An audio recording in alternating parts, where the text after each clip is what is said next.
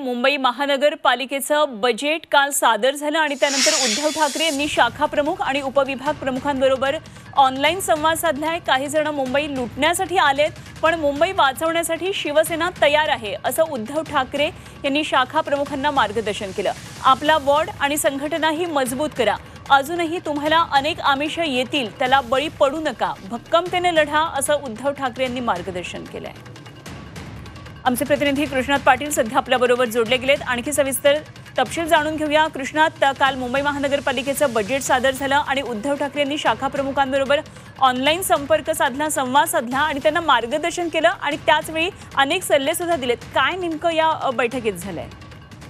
विधानसभा निवडणुकीतील पराभवानंतर आता मुंबई महापालिकेत तरी किमान आपला गड आहे तो कायम राखणं हे उद्धव ठाकरे यांच्या पुढे आव्हान असणार आहे आणि त्याच दृष्टीने आता प्रत्येक शाखा कशा प्रकारे मजबूत होईल, संघटन कशा प्रकारे मजबूत होईल यासाठीच या बैठकांचं आयोजन केलं गेलं होतं।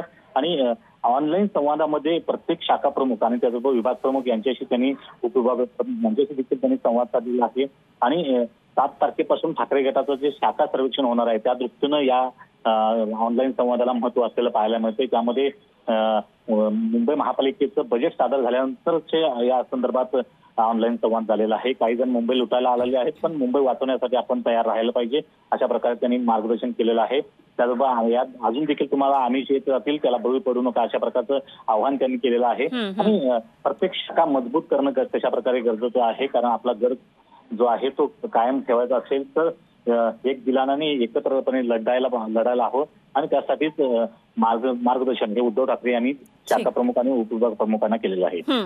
कृष्णात, धन्यवाद दिलेल्या या सगळ्या सविस्तर तपशिलांसाठी। कृष्णात पाटील आमचे प्रतिनिधी आपल्या बरोबर होते।